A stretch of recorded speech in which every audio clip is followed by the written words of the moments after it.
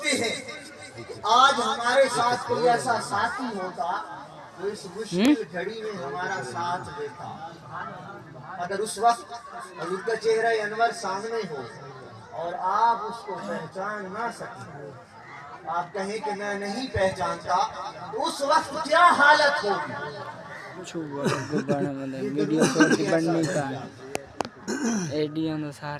لیے حضور کی بارگاہ میں کثرت کے ساتھ درود پڑھا کریں,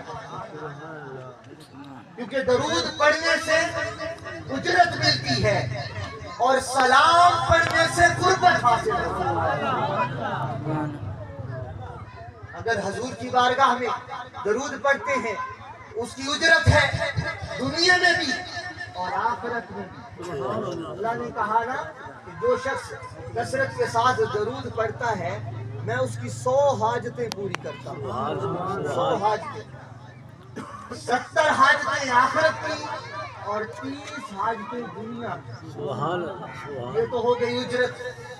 اور قربت کیا ہے کہ جب آپ حضور کی بارگاہ میں سلام پڑھتے ہیں, الصلاۃ والسلام علیکہ یا رسول اللہ, الصلاۃ والسلام علیکہ یا حبیب اللہ, مصطفیٰ جان رحمت پہ لاکھوں سلام.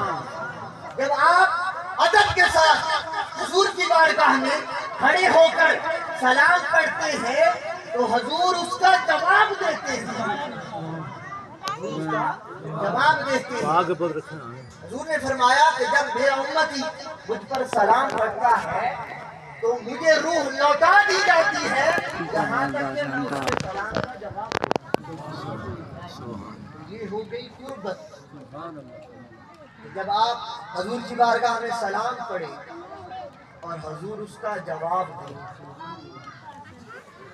جس طرح مجھے ایک واقعہ یاد آ گیا کہ ہارون الرشید کے زمانہ میں ایک شخص کو سزائے موت ہوتی. ایک شخص کو سزائے موت ہوتی. جب اس کو پھانسی دینے لگے تو اس سے پوچھا کہ تمہارا آخری حق کیا ہے, آخری خواہش کیا ہے. تو اس نے کہا کہ میں بادشاہ وقت سے ملاقات کرنا چاہتا ہوں, بادشاہ وقت سے ملاقات کرنا چاہتا ہوں. تو ان سپاہیوں نے بادشاہ کے دربار میں یہ پیغام بھیجا. بادشاہ نے کہا کہ اسے بلاؤ, میرے دربار میں بلاؤ. جب اسے دربار میں لایا گیا, زنجیروں سے جکڑا ہوا تھا, تو اس نے بادشاہ کے دربار میں جا کر اسے سلام, السلام علیکم. تو بادشاہ نے جواب دیا. تو سپاہیوں نے کہا کہ اب تمہاری آخری خواہش تو پوری ہو گئی. تو جب اسے لے جانے لگے, اسے پھانسی دینے کے لیے لے جانے لگے, اس نے کہا کہ بادشاہ وقت نے میری ضمانت دے دی, وہ مجھے قتل نہیں کر سکتے. بادشاہ وقت نے میری ضمانت دے دی. بادشاہ نے کہا کہ میں نے کب ضمانت دی. اس نے کہا کہ تم نے ابھی نہیں کہا کہ وعلیکم السلام, کہ تم سلامت رہو. اب جس کو تم سلامتی کہہ رہے ہو اس کو موت کیسے آ سکتی ہے؟ اب مجھے ایمان سے بتائیں کہ جس کو بادشاہ سلامت کہہ رہا ہے, اگر حضور اس کو سلامت کہہ دے, مجھے یہ بتائیں کہ اس کو دوزخ میں اور قبر میں عذاب کیسے ہو سکتا ہے؟ جب حضور سے وعلیکم السلام اے میرے امت, اس کو کیسے سزا ہو سکتی ہے؟ اس کے نزدیک فرشتے بھٹکے بھی نہیں. اگر حضور کہہ دے, حضور سلام کا جواب دے, حضور سلام کا جواب دے. جو شخص کثرت کے ساتھ حضور کی بارگاہ میں درود پڑھتا ہے, حضور نے فرمایا کہ میری بعثت سے پہلے ایک پتھر کے پاس سے میں گزرتا اور وہ مجھ پر سلام کرتا. آج اتنا عرصہ بیت گیا, آج بھی میں اس پتھر کو جانتا ہوں. مجھے یہ بتائیں ایک بے جان چیز جس کے بارے میں حضور یہ بتا رہے ہیں کہ میں اس پتھر کو جانتا ہوں, اور جس شخص کا روزانہ حضور کی بارگاہ میں سلام پہنچے تو حضور قیامت کے دن اس کو پہچانیں گے, ضرور پہچانیں. ضرور پہچانیں گے جو امتی حضور کی بارگاہ میں کثرت کے ساتھ درود اور سلام پڑھتا. تو میں نے آپ کے سامنے جو آیت کریمہ تلاوت کی، فَاذْكُرُونِي أَذْكُرْكُمْ، بڑی ہی خوبصورت آیت ہے. سورۃ البقرہ کی آیت نمبر 152.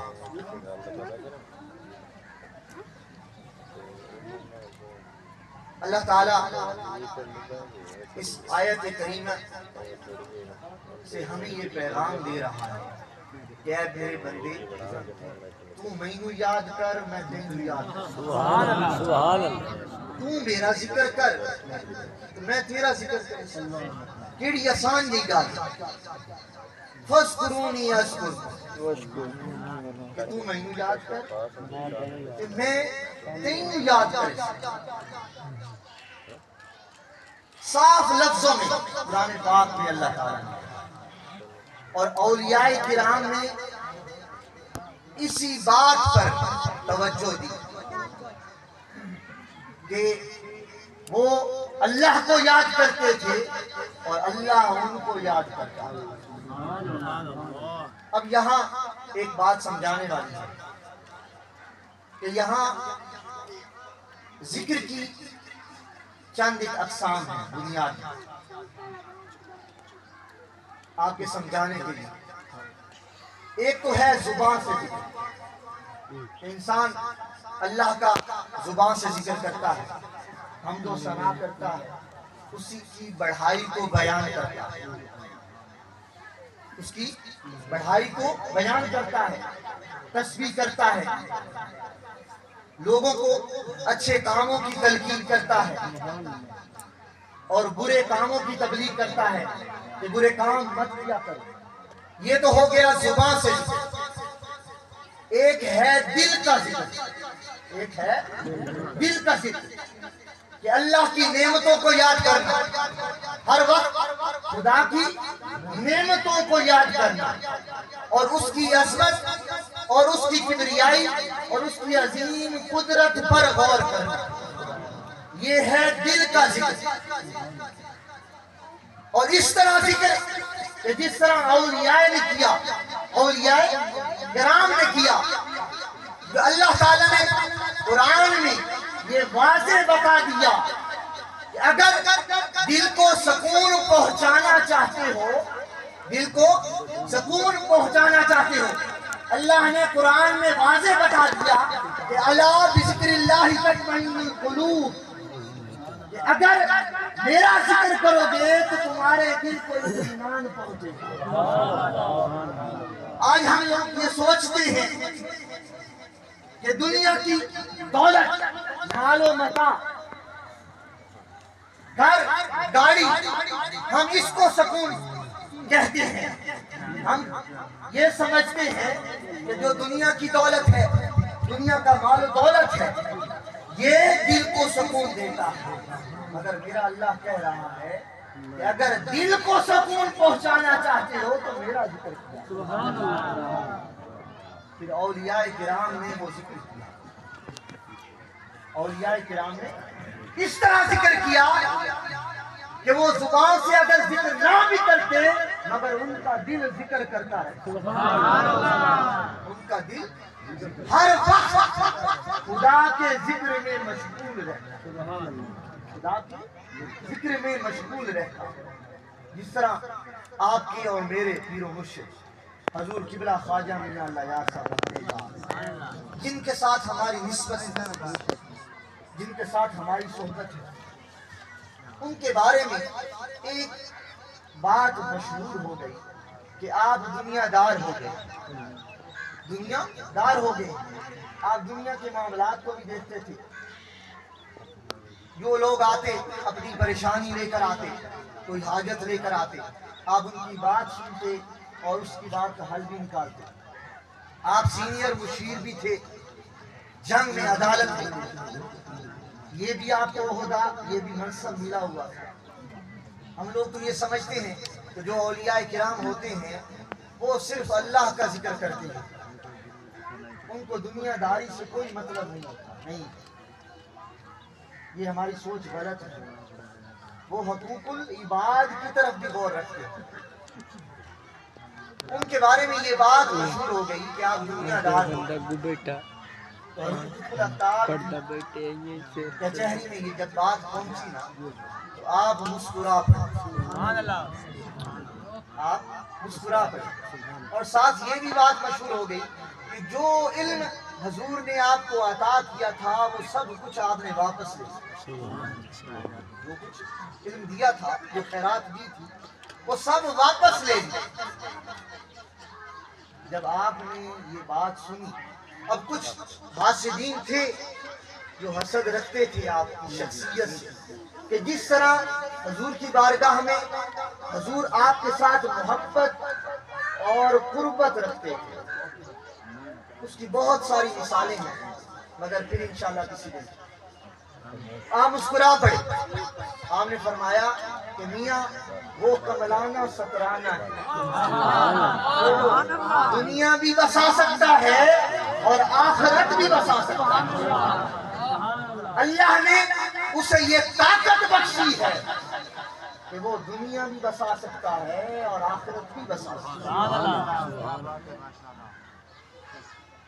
تو جب حضرت صوفی غلام محمد صاحب رحمۃ اللہ یہاں دل کے ذکر کی بات ہو رہی ہے کہ یہ لوگ کیسے خدا کا ذکر کرتے ہیں، ایسے خدا کے ذکر کو یاد کرتے ہیں کہ دل ان کا ہر وقت خدا کے ذکر میں مشغول رہتا ہے.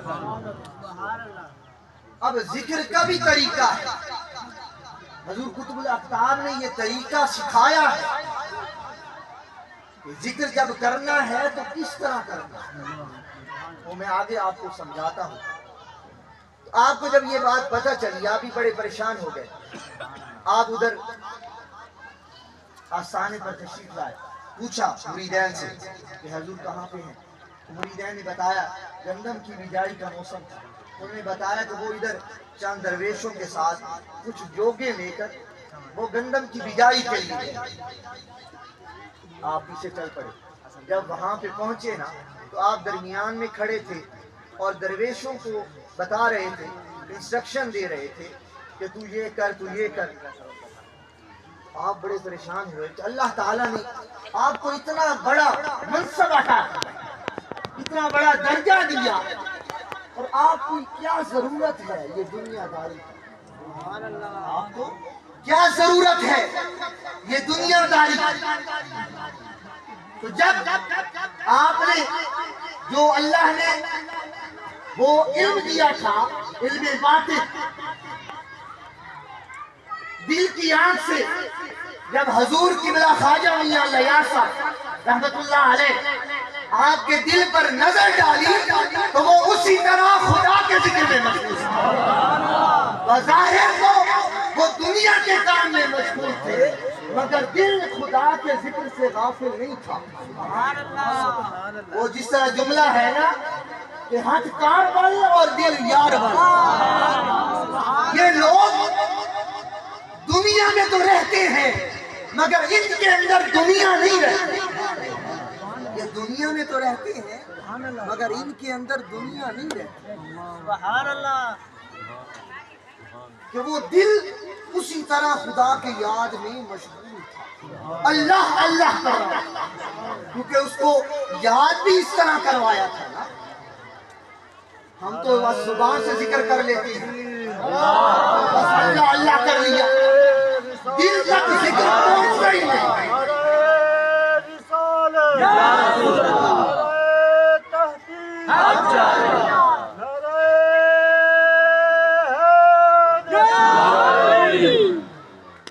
کہ دل تک ذکر پہنچتا ہی نہیں، بس زبان سے ذکر کر دیا. مگر یہ لوگ جس طرح ذکر کرتے ہیں تب تک کرتے رہتے ہیں جب تک دل یاد نہ کرے. اس طرح پکاتے ہیں ذکر کو، اس طرح پکاتے ہیں. حضور قطب الاقطاب نے ذکر کا طریقہ بتایا، اب وہ بھی سن لیجیے. اب اسرار المعرفت، معرفت کے راز میں سے اب اگر آپ بندہ غور سے اسے پڑھے نا تو بندے کو پتہ چلتا ہے کہ اگر اللہ کا قرب پانا ہے تو کیسے پانا، تو ذکر کیسے آپ نے بتایا کہ جب بندہ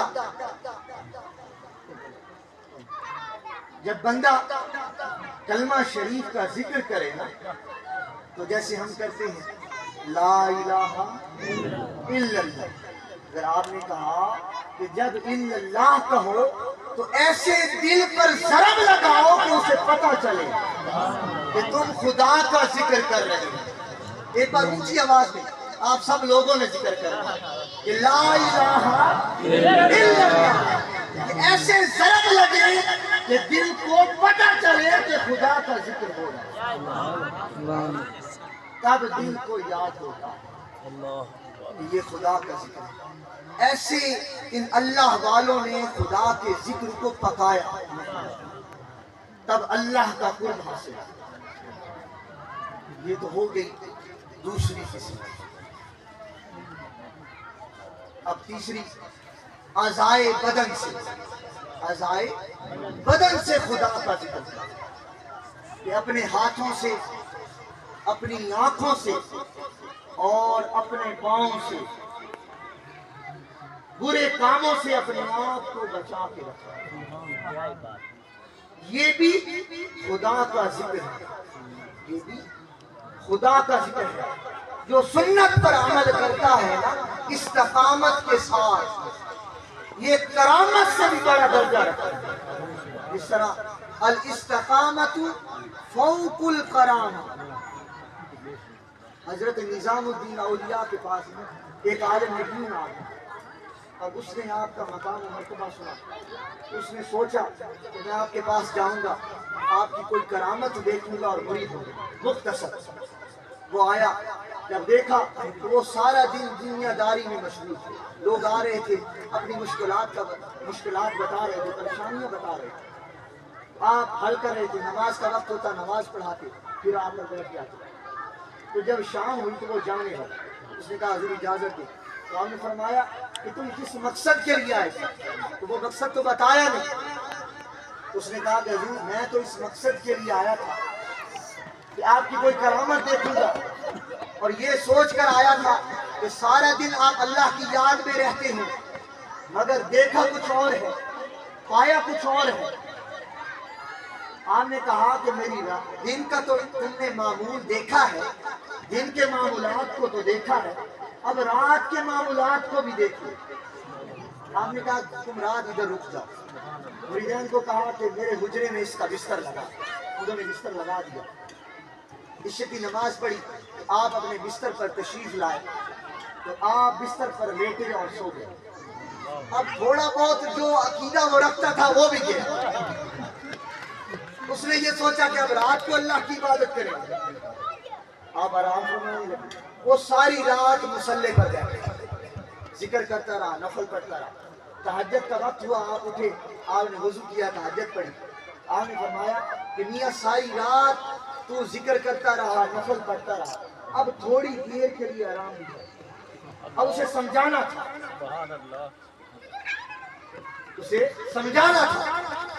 تو وہ جیسے ہی بستر پر لیٹا تو خواب میں کیا دیکھتا ہے کہ حضرت نظام الدین اولیاء سامنے تشریف فرما ہے، اور آپ کے سر اقدس سے ایک نور کی شعاع پھوٹ رہی ہے، اور وہ عرش معلی تک جا رہی ہے۔ اور جب اپنے سر پر دیکھتا ہے تو جس طرح ایک چراغ دیوا جتنی اس کی روشنی ہے اتنا ہی نور نکلتا ہے، بڑا حیران ہوتا ہے۔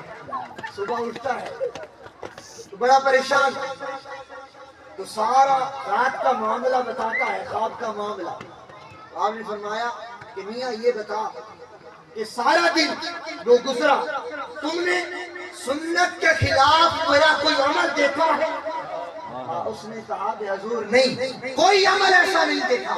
تو آپ نے فرمایا کہ الاستقامت فوق الکرامہ، جو شخص سنت پر کثرت کے ساتھ اور استقامت کے ساتھ عمل کرتا ہے یہ کرامت سے بھی بڑا ہے۔ جو حضور کی سنت پر اس طرح عمل کرتا ہے یہ کرامت سے نہیں بڑھاتی۔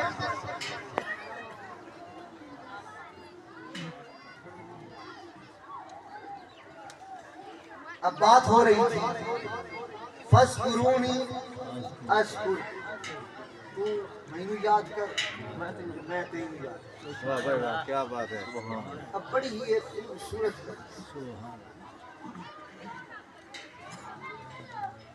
آقا علیہ السلام نے فرمایا، غور سے سنو، جڑے اللہ کو یاد کریں گے کہ اللہ انہاں کو کیویں یاد کرے۔ سبحان اللہ۔ اس آیت کریمہ کی یہ تفسیر ہے کہ جب حضور نے فرمایا کہ جب اللہ کسی بندے سے محبت کرنے لگ جاتا ہے، اللہ کسی بندے سے جب محبت کرنے لگ جاتا ہے، اللہ تعالیٰ جبرائیل امین کو بلاتا ہے۔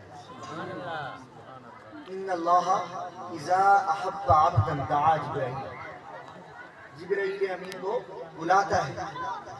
جبرائیل ذرا ادھر جو بات تو سن۔ اب کوئی یہاں ایک خاص بات ہے کہ کوئی خاص بات ہو نا، آپ نے کسی شخص کو کوئی خاص بات کرنی ہو تو اسے قریب بلاتے ہیں، اسے قریب بلاتے ہیں۔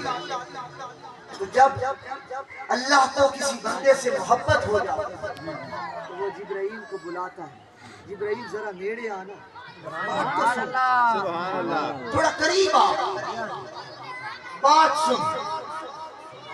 جب جبرائیل امین قریب آتا ہے، اللہ کہتا ہے کہ اے جبرائیل مجھے فلاں بندے سے محبت ہو گئی۔ کیا بات ہے، سبحان اللہ۔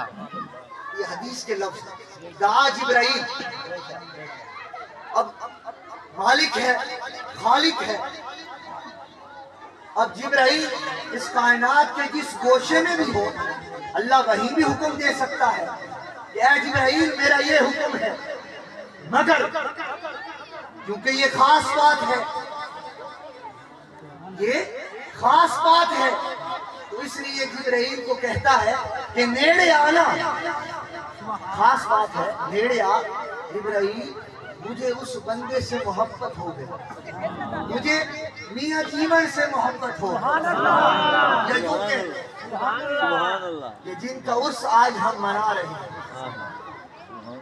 کیا جبرائیل مجھے میاں جیون سے محبت ہو گئی۔ آگے جبرائیل کہتے ہیں کہ مولا میرے لیے کیا حکم ہے؟ آگے سے اللہ کہتا ہے، اللہ حکم دیتا ہے کہ جبرائیل تو بھی اس سے محبت کر، کیونکہ مجھے محبت ہو گئی ہے، تو بھی اس سے محبت کر، تو بھی اس سے محبت کر۔ آگے حدیث کے لفظ ہیں فَأَحِبَّهُ فَيُحِبَّهُ، جبرائیل امین اس بندے سے محبت کرنے لگ جاتے ہیں۔ اب یہ ان کے بارے میں حکم ہے فَاذْكُرُونِي أَذْكُرْكُمْ، تو میرا ذکر کر میں تیرا ذکر کروں۔ تو جبرائیل امین اس بندے سے محبت کرنے لگ جاتے ہیں۔ جب جبرائیل امین اس سے محبت کرنے لگ جاتے ہیں، پھر اللہ کہتا ہے کہ اے جبرائیل تیری محبت سے کام نہیں چلے گا، تیرے ایک بندے سے، تیرے ایک سے محبت کرنے سے کام نہیں چلے گا۔ یہ بات اب مخفی نہ رہے، یہ راز اب راز نہ رہے، جا اور آسمانوں پر منادی کر دے، آسمانوں پر منادی کر دے، فَيَقُولُ إِنَّ اللَّهَ يُحِبُّ فُلَانًا، یہ تمام فرشتوں کے اندر یہ منادی کر دے اور فرشتوں کو کہہ دے کہ میں فلاں بندے سے محبت کرتا ہوں، تم بھی اس سے محبت کرو، تم بھی اس سے محبت کرو، کیونکہ تیرے ایک سے محبت سے کام نہیں چلے گا۔ جا اور منادی کر دے سارے آسمانوں پر کہ وہ سارے فرشتے میرے اس بندے سے محبت کریں۔ جب سب فرشتے اس بندے سے محبت کرنے لگ جاتے ہیں، پھر میرا اللہ کہتا ہے، باری تعالیٰ فرماتا ہے، آگے سنیں، وہ کہتا ہے کہ نہیں، ابھی یہ بات نہیں ہے، ابھی یہ بات نہیں بنی، بندہ میرا زمین پر رہتا ہے اور محبت آسمانوں پر رہے، محبت آسمانوں پر رہے، یہ کیسی محبت، یہ کیسی محبت کہ بندہ میرا زمین پر ہے اور محبت آسمانوں پر ہو رہی ہے۔ اے جبرائیل، فرشتوں کو حکم دو کہ سارے فرشتے زمین پر اتر جائیں، سارے فرشتے زمین پر اتر جائیں، اور وہ فرشتے اس بندے کی محبت لے کر زمین پر آ جائیں۔ بس بندے فرشتے وہ محبت لے کر زمین پر آ جاتے ہیں۔ احادیث کے لفظ ہیں کہ ملائکہ جس بندے کے دل میں اس بندے کی محبت ڈالتے ہیں، وہ بندے اس اللہ کے ولی سے محبت کرنے لگتے ہیں۔ بندہ یہ سوچے نا کہ میں اس ولی سے محبت کرتا ہوں، تو وہ یہ جان لے کہ اس کے دل میں فرشتے وہ پیغام ڈال کر گئے ہیں کہ میں اس بندے سے محبت کرنی، میں نے اس بندے سے محبت کرنی۔ اور جو یہ سوچتا ہے نا کہ میں اللہ کے ولیوں سے محبت نہیں کرتا، اے نادان، تجھے اللہ نے توفیق ہی نہیں دی، تجھے اللہ نے توفیق ہی نہیں دی کہ تم اللہ کے ولی سے محبت کرو، کیونکہ اللہ اس سے محبت کرتا ہے۔ اب جس سے اللہ محبت کرے تو اللہ خود فرشتوں سے اس کے دل میں ڈلواتا ہے کہ میرے بندے سے محبت کرو۔ یہ ہمارا کوئی کمال نہیں کہ آج ہم اس عرس پر بیٹھے ہیں، اس عرس پر بیٹھے ہیں، یہ ہمارے دل میں اللہ نے وہ پیغام ڈالا، اس لیے ہم اس اللہ کے ولی سے محبت کرتے ہیں۔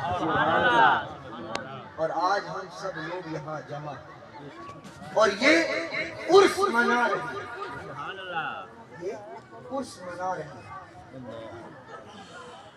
اب بات عرس کی ہو رہی ہے، اب عرس کا معنی ہی یہی ہے، اس کا جو لغوی معنی ہے وہ شادی ہے، آپ لوگ جانتے ہیں۔ تو جب کوئی اللہ کا ولی فوت ہوتا ہے، اس کے لیے ایک لفظ استعمال ہوتا ہے وصال۔ وصال، اب وصال کا معنی ہے ملاقات، وصال کا معنی ہے ملاقات، سمجھنے والی بات ہے، ملاقات۔ یہ بڑا خوشی کا دن ہوتا ہے، جس دن ملاقات ہونی ہو تو بڑی خوشی ہوتی ہے۔ میں دنیا داری کا مثال دے رہا ہوں، جب بندے کی شادی ہو تو وہ کتنی اس کے اندر حسرت ہوتی ہے کہ جو میری زوجیت میں آئی ہے کہ میں اس سے ملوں، اس سے بات کروں۔ اللہ والوں کو اس لیے عرس منائے جاتے ہیں، اور وصال کا لفظ اس سے استعمال ہوا کہ یہ دن ان کی ملاقات کا دن ہوتا ہے، یہ دن ان کی ملاقات کا دن ہوتا ہے، کیونکہ حضور قطب الاقطاب نے فرمایا کہ جو مومن ہوتا ہے، اللہ کا ولی ہوتا ہے، دنیا اس کے لیے قید خانہ ہے، دنیا اس کے لیے قید خانہ ہے۔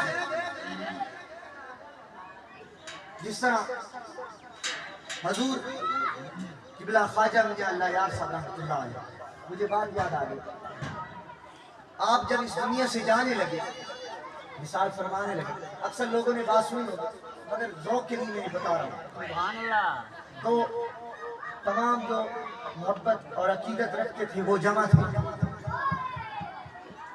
اب انہوں نے عرض کی کہ حضور ابھی ہی تو آپ کے مقام و مرتبے کے بارے میں ہمیں سمجھ آئی، آپ کے منصب کو جانا تھا اور آپ اس دنیا کو چھوڑ کر جا رہے ہیں، ابھی تو آپ کی پہچان نصیب ہوئی۔ اور پھر ایک اور بھی بہانہ بنایا کہ آپ کے چھوٹے چھوٹے بچے ہیں، ان کا خیال کون رکھے گا؟ تو آپ مسکرا پڑے، ہم فرمایا کہ اللہ سے بڑا کوئی نگہبان نہیں، اللہ سے بڑا کوئی نگہبان نہیں۔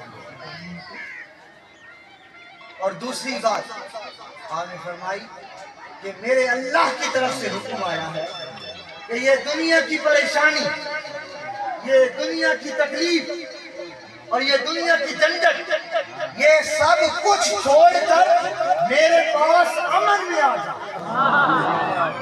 اب میں اس ملاقات کو دیکھوں یا اس دنیا کو دیکھوں؟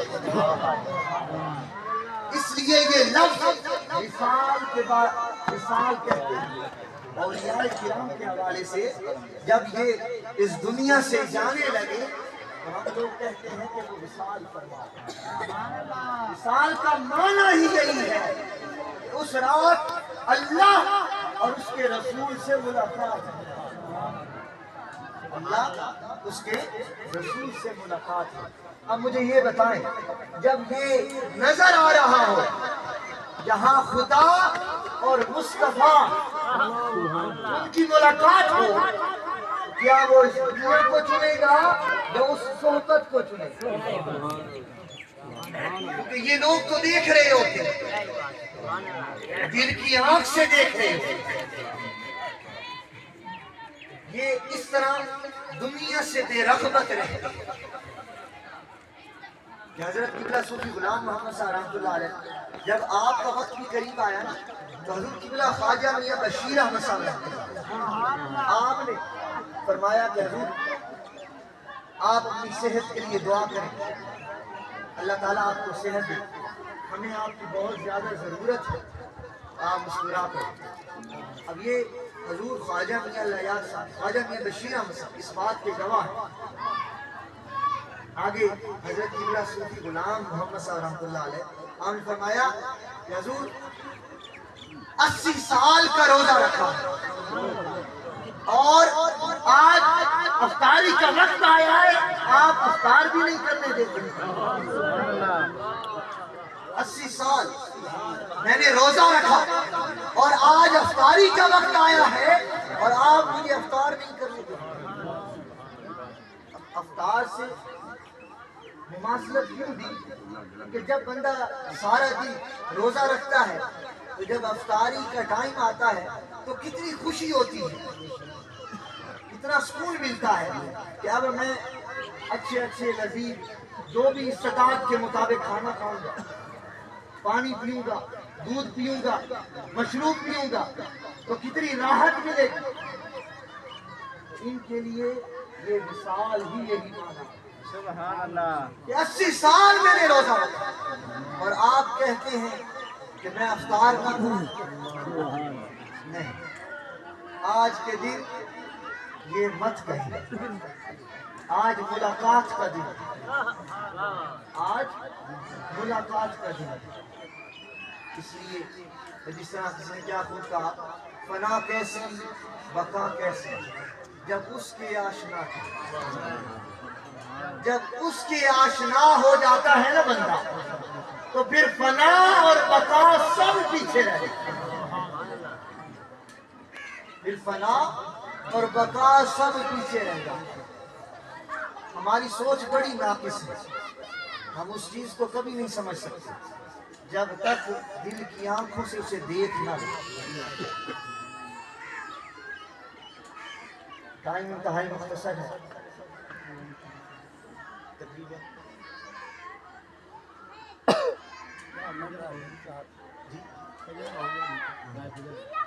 کتنا ٹائم؟ 4.5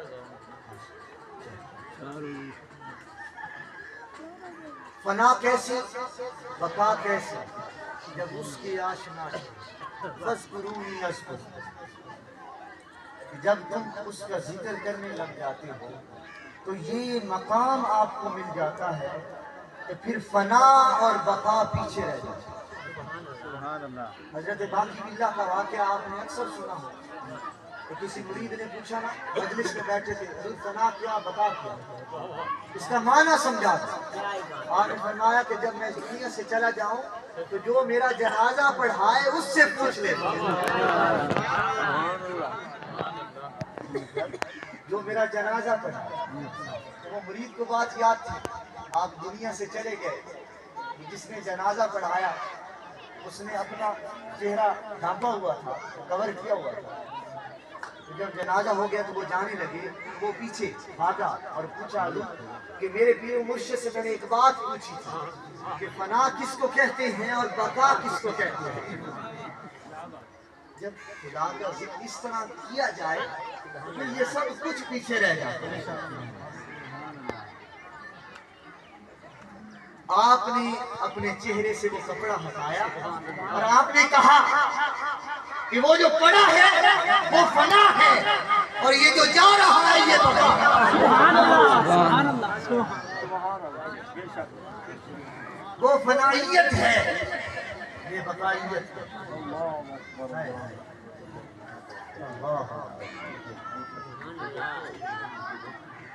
زندگی اگر گزاری ہے تو اولیاء اللہ نے گزاری،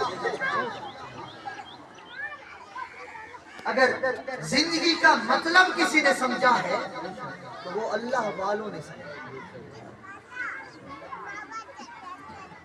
ہم تو اب یہ جملہ مجھے کہنا نہیں چاہیے، ہم تو جانوروں والی زندگی، اگر اپنی زندگی کی طرف اگر نظر ڈالیں تو ہماری جانوروں والی زندگی، اگر زندگی گزاری ہے تو ان صوفیاء نے، اگر زندگی کا مقصد جانا ہے تو صوفیاء نے جانا، انہوں نے پہچانا،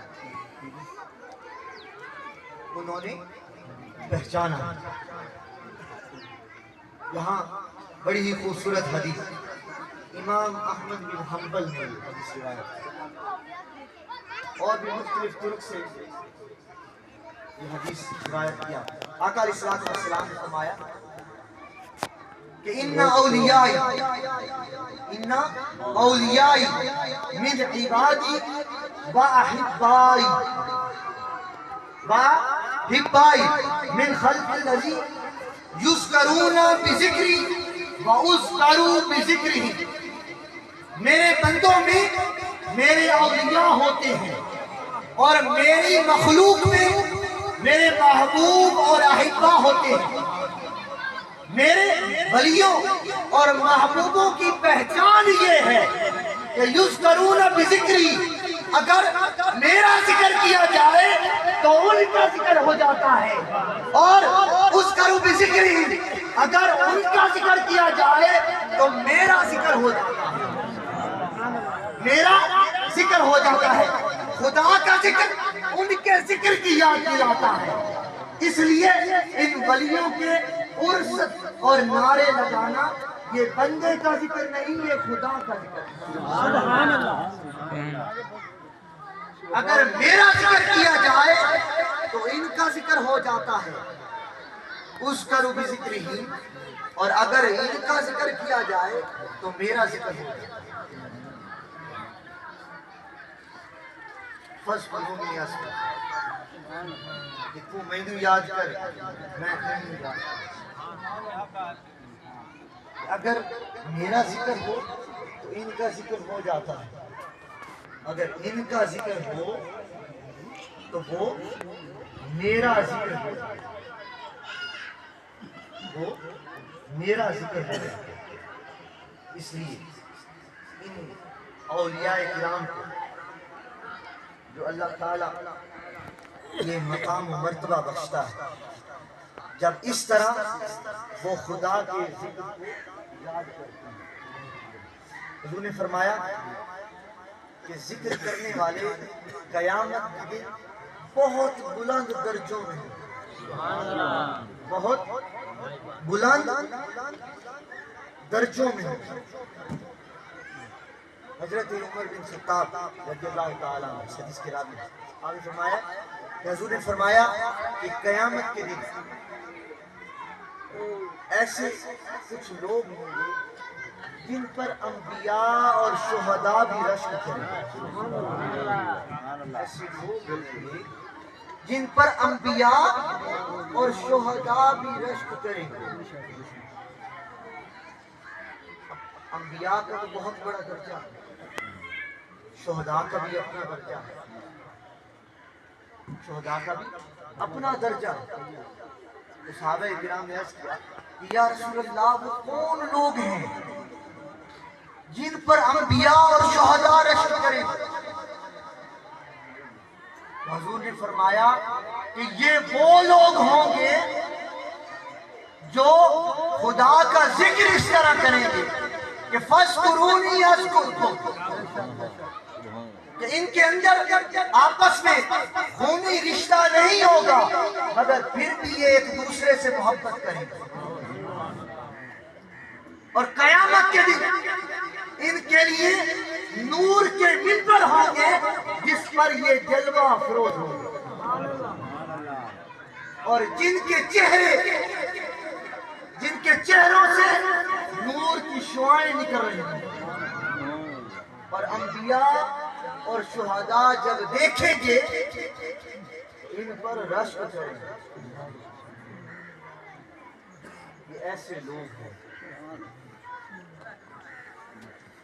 ایسے لوگ ہیں جس طرح مولانا رومی، آپ کا بڑا یہ خوبصورت شعر ہے، آپ نے سن رکھا، مولوی ہرگز نہ مولائے روم۔ اب یہاں بات صحبت کی بھی آ گئی، مولوی ہرگز نہ مولائے روم، تا غلام شمس تبریزی نہ شد۔ جب بندہ ان کی صحبت میں آ جاتا ہے، یہ مولانا روم فرما رہے ہیں کہ میں پہلے مولوی تھا، جب شمس تبریز کی غلامی میں آیا، ان کی صحبت میں آیا تو میں مولا روم بن گیا، میں مولا روم بن گیا۔ کہ جب بندہ ان ولیوں کی صحبت میں بیٹھتا ہے تو اللہ ان کی صحبت کے صدقے یہ مقام عطا کر دیتا ہے، یہ مقام عطا کر دیتا ہے۔ حضور غوث اعظم آپ فرماتے ہیں کہ اگر تجھے مہد سے لے کر لحد تک زندگی دے دی جائے، حضور غوث اعظم جن سے تمام اولیاء کرام کو خیرات عطا ہے،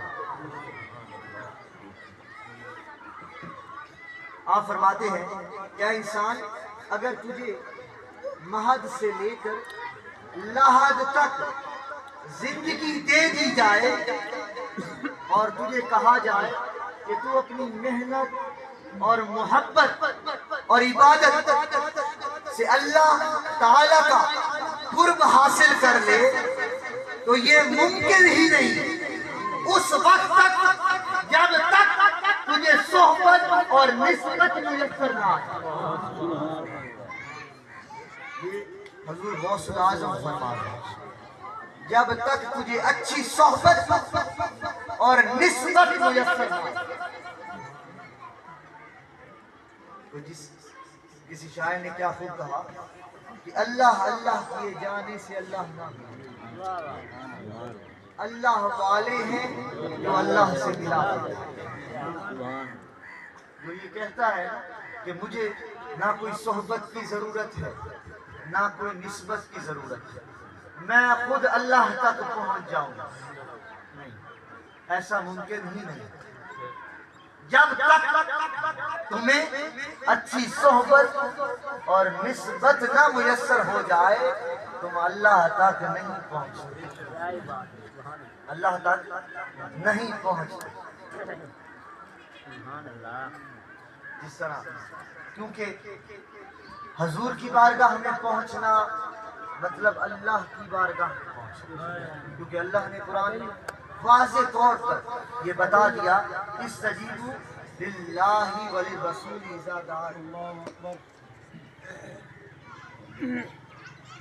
اذا دعاکم، اگر خدا اور رسول بلائیں تو فوراً ان کی بارگاہ میں حاضر ہو جائے گا۔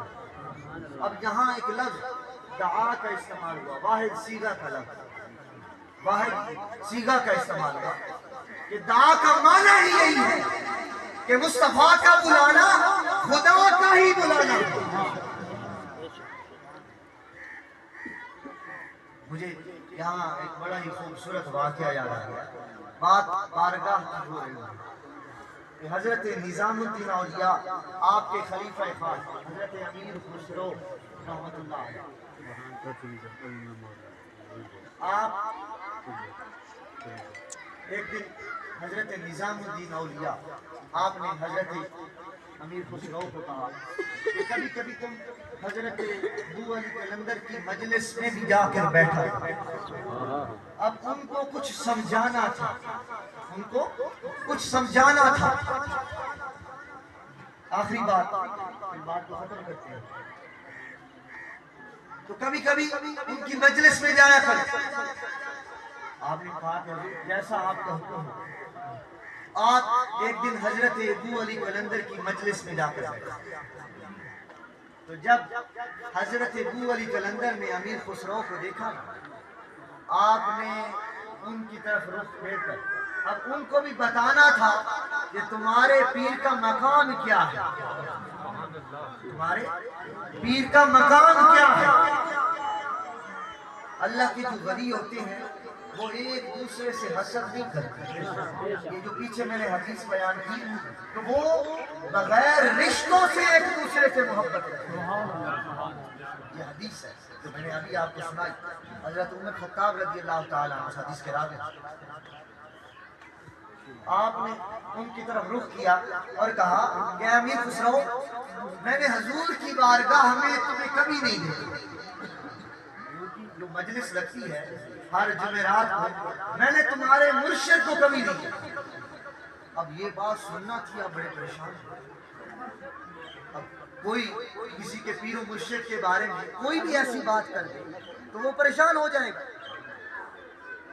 تو وہ بڑے پریشان ہوئے۔ اب جب دوسری بار گئے انہوں نے ویسے ہی کہا، تو حضرت نظام الدین اولیاء کے بعد جب گئے انہوں نے دیکھا کہ امیر خسرو کا چہرہ لٹکا ہوا ہے، بڑا پریشان ہے۔ آپ نے پوچھا کہ خسرو بڑا پریشان ہو؟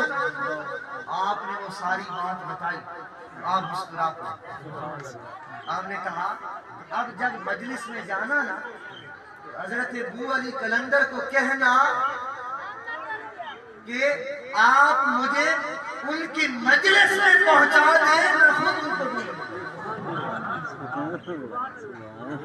آپ مجھے ان کی مجلس میں پہنچا دیں، میں خود ان کو تلاش کروں گا۔ آپ جب مجلس میں گئے تو حضرت ابو علی قلندر نے پھر یہی جملہ کہا۔ آپ نے اپنے پیر و مرشد جو بات انہوں نے کہی تھی وہی بات کہی۔ آپ نے کہا کہ قریب آؤ، میرے قریب آؤ، میری قربت میں آؤ۔ جب وہ قریب آئے آپ نے اپنا ہاتھ ان کے سینے پر، اپنا ہاتھ ان کے سینے پر رکھا اور حضور کی بارگاہ میں۔ یہ لوگ ایسے حضور کی بارگاہ میں پہنچاتے ہیں، ہم تو ٹکٹ لیتے ہیں پھر جاتے ہیں۔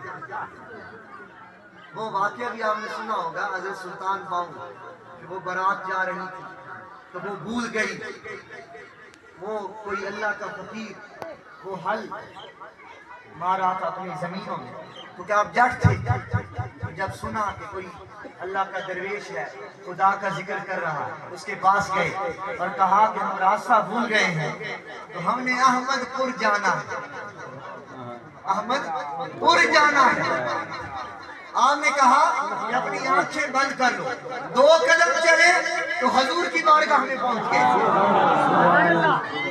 حضور کی بارگاہ میں پہنچ گئے۔ تو جب دیکھا تو حضور کی بارگاہ آئے، انہوں نے کہا کہ ہم نے تو احمد پور سیال جانا تھا، انہوں نے کہا کہ ہم صرف ایک احمد کو جانتے ہیں اور کسی احمد کو نہیں جانتے۔ ہم ایک ہی احمد کو جانتے ہیں اور کسی احمد کو نہیں۔ اللہ والے باتیں نہیں کرتے، وہ پہنچا دیتے ہیں۔ انہوں نے ہاتھ رکھا، فوراً حضور کی بارگاہ کا حضور کی مجلس سجی ہوئی۔ آپ اب اولیاء کرام کی بھی درجات ہیں۔ آپ جب پہلے درجے میں حضور کی بارگاہ سجی ہوئی ہے، حضور تشریف فرما ہے، اولیاء کرام موجود ہیں، تو آپ نے ڈھونڈا اپنے پیر و مرشد کو کہ کہیں میرے پیر و مرشد حضرت نظام الدین اولیاء نظر آ جائیں، کہیں نظر نہ آئے۔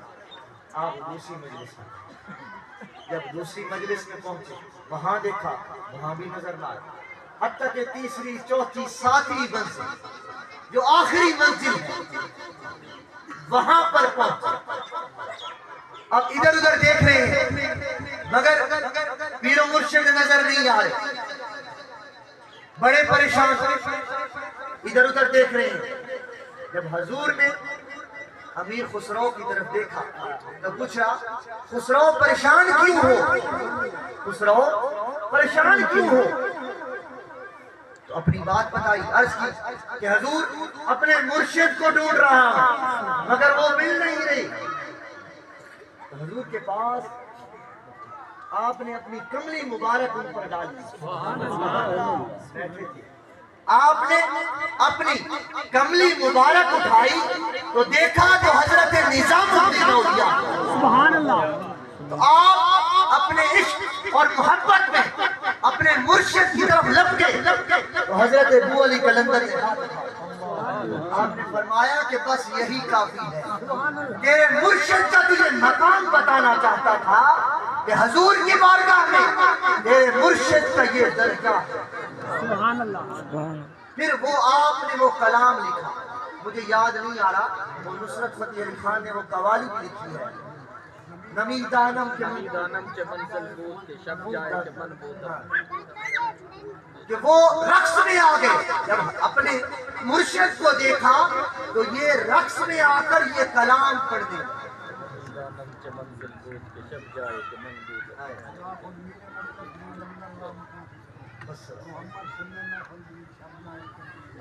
آجے قوالی سے پڑھ کیونکہ اللہ نے ولیوں کا ذکر ہو رہا ہے۔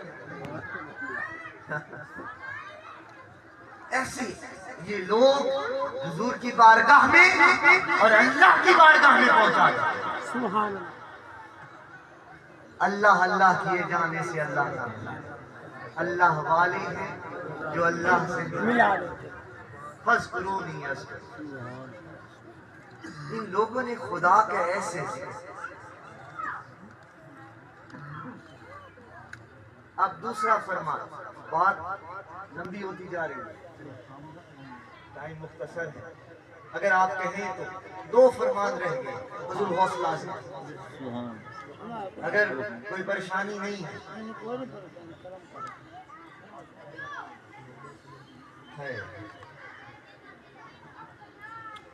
حضور غوث اعظم فرماتے ہیں کہ اہل دل کی صحبت اختیار کر، اہل دل کی صحبت اختیار کر تاکہ تو بھی صاحب دل ہو جائے، تو بھی صاحب دل ہو جائے۔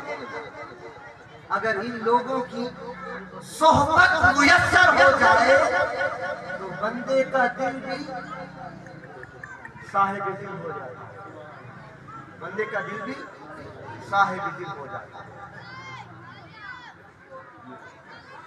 آخری بات کہ ایک صوفی، اب یہاں صوفی اور عالم میں فرق بتا رہا ہے۔ تو وہ ایک صحرا میں جا رہے تھے تو وہاں سے ایک بادشاہ کا گزر ہوا، تاتاری تھا، بڑا ظالم بادشاہ تھا، کافر تھا۔ جب اس صوفی کو دیکھا اس نے دل ہی دل میں چاہا کہ میں اسے کوئی سزا دوں، مگر کوئی ایسا بہانہ تلاش کرنے لگا کہ کوئی ایسا بہانہ ملے تب میں اسے سزا دوں۔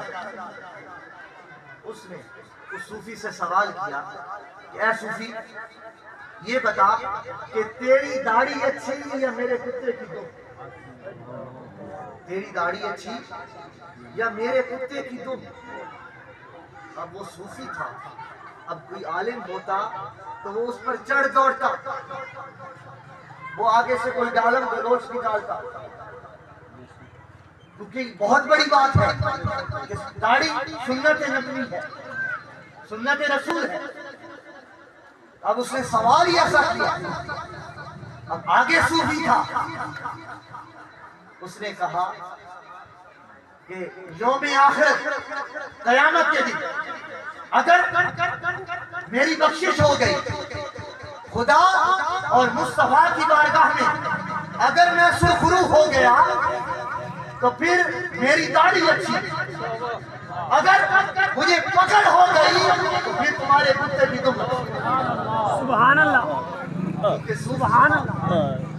کیونکہ صوفی تھا، اگر خدا اور مصطفیٰ کی بارگاہ میں اگر میں کامیاب ہو گیا تو پھر میری داڑھی اچھی، قبر میں اگر حضور کی پہچان نصیب ہو گئی تو پھر میری داڑھی اچھی۔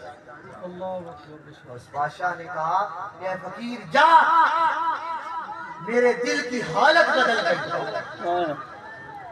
صاحب دل میرے دل کی حالت بدل گئی ہے، ابھی چلا جا، مجھے تیار ہونے دے، اس ماحول کو تیار کرنے دے، اور پھر آنا اور مجھے کلمہ پڑھا دیا۔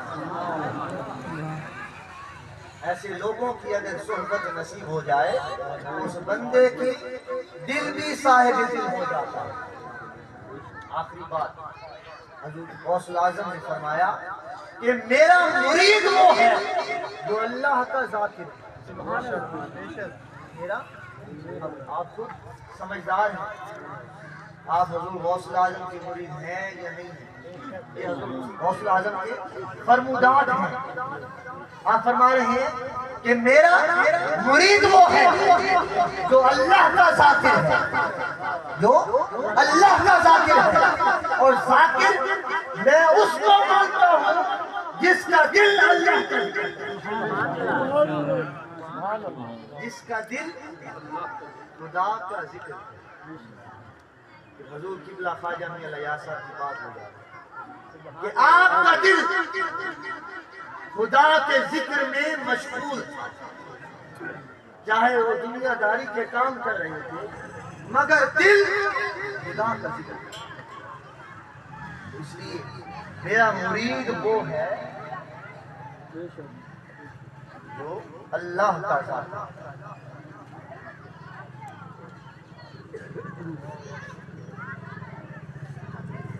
آخر میں میرا دل تو کر رہا ہے کہ بس ایک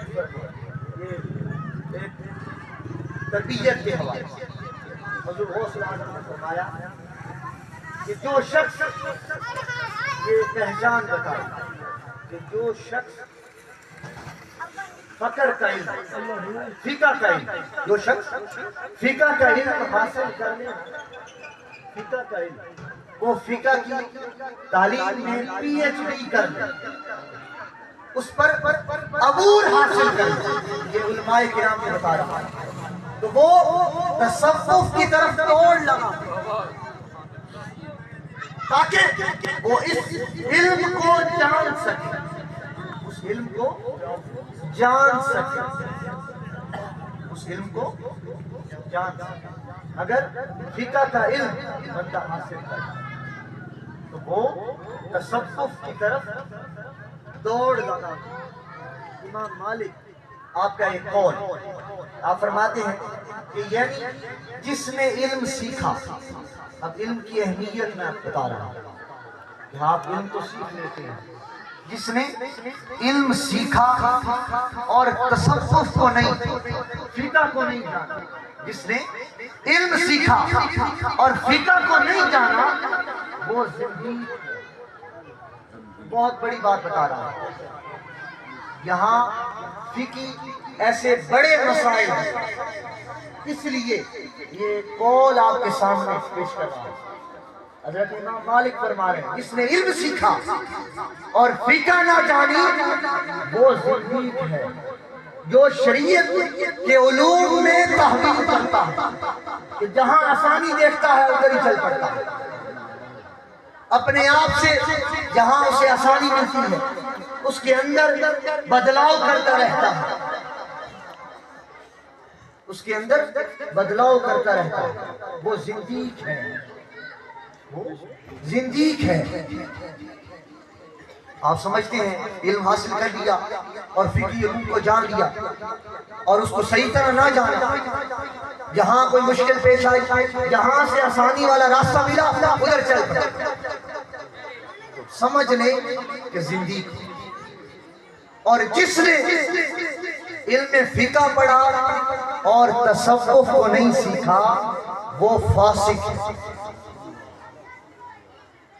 وہ فاسق ہے، اور جس نے ان دونوں علوم کو سیکھا وہ محقق ہے، وہی حق پر، وہی حق پر۔ اس لیے آپ یہ سمجھتے ہیں کہ جو فقہ کا علم، فقہ کے علم ہے، فقہی علم ہے، وہ کوئی عام ہے۔ جب بھی کوئی مسئلہ پیش آئے تو جہاں سے آسانی کا راستہ ملے وہیں چل پڑتے ہیں۔ کیا ہم حضرت امام احمد بن حنبل سے بڑے ہیں؟ ان سے زیادہ ہم نے علم سیکھا۔ امام یوسف سے بڑے ہیں، امام محمد سے بڑے ہیں، امام شافعی سے بڑے ہیں، امام مالک سے بڑے ہیں، ہم اس سے زیادہ علم جانتے ہیں۔ بس جہاں آسانی نظر آتی ہے وہیں چل پڑتے ہیں۔ اس لیے اس بات پر ضرور توجہ دی، یہ چھوٹی سی بات نہیں ہے۔ ایسے کئی ہمارے معاشرے میں معاملات ہیں، جب ہمیں کوئی مشکل پیش آتی ہے تو ہم وہی راستہ اپناتے ہیں جو ہمارے لیے آسان ہے۔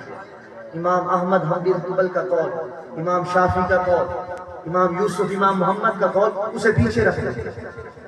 کیا قرآن اور حدیث اور فقہ ان سے زیادہ ہے؟ اس لیے اللہ تعالیٰ ہم کو ہدایت نصیب فرمائے اور اللہ تعالیٰ ہمیں اولیاء اللہ سے محبت کرنے کا توفیق عطا فرمائے۔ وما علینا الا